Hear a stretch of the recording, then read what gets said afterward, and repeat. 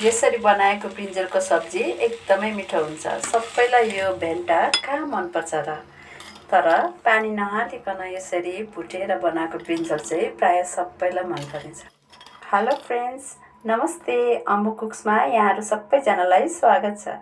आज चाहिँ मैले ब्रिन्जलको सिम्पल रेसिपी लिएर आएकी छु। ल सुरु गरिहाल्छु है त। यहाँ मैले दुईटा ठुलो साइजको ब्रिन्जल लिएको छु अनि धोएर काट्न सुरु गरिसकेँ। यसलाई चाहिँ म पानी नहालिकन भुटेर बनाउने छु, जो चाहिँ हामी रोटीसँग, पराठासँग, भातसँग, जेसँग खाँदा पनि एकदमै मिठो हुन्छ। ल अब काटिसकेँ। मैले उता कराई बसिसकेको छु, कराई तातिसकेको छ। दुईटा ब्रिन्जल धेरै त छैन, यति मात्रै भएको छ। अब म पकाउन थालेँ। तेल चाहिँ मैले ठुलो चम्चाको 2 चम्चा राख्दैछु। सधैँ तेल धेरै खानु हुँदैन, यो स्वास्थ्यको लागि राम्रो होइन। त्यसैले म चाहिँ तेल अलिक थोरै नै राखेर बनाउने गर्छु।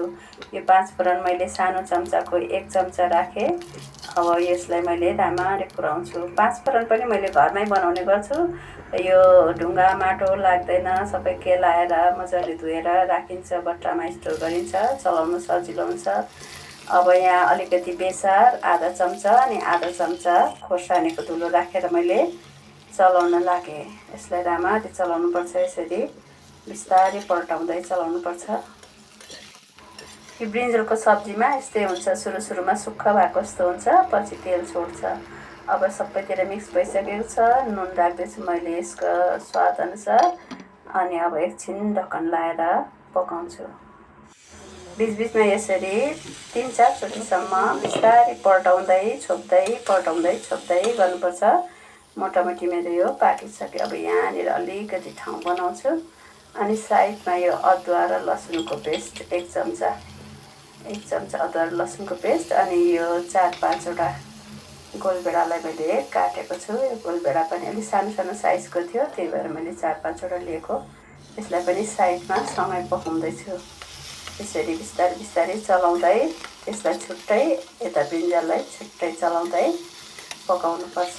पानी हाल्नु हुँदैन, टाँसिनु पनि दिनु हुँदैन। घरिघरि यसलाई चेक गर्दै हेर्दै फेरि पल्टाउँदै गर्नुपर्छ। 2 मिनट 3 मिनट भइसकिसक्यो। गोलभेडा पनि मजाले पाकिसक्यो, लतक्क भइसक्यो, यी सबै पाकिसक्यो। अब यसलाई यसरी मजाले मेस गर्ने, त्यो अदुवा लसुनलाई पनि यहीँ मिसाउने सबै अनि बिस्तारै यो ब्रिन्जलसँग मिसाउने।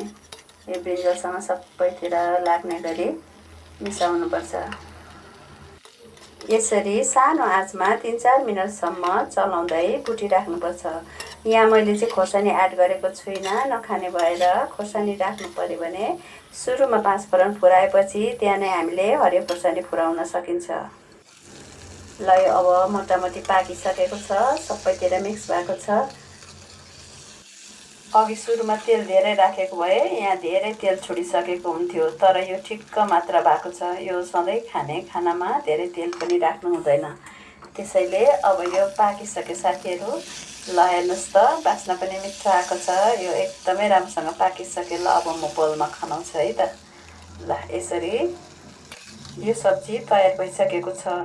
भिडियो मन परे लाइक, सेयर, कमेन्ट गरिदिनु होला। सब्सक्राइब गर्न नबिर्सिनु होला। Thank you for watching.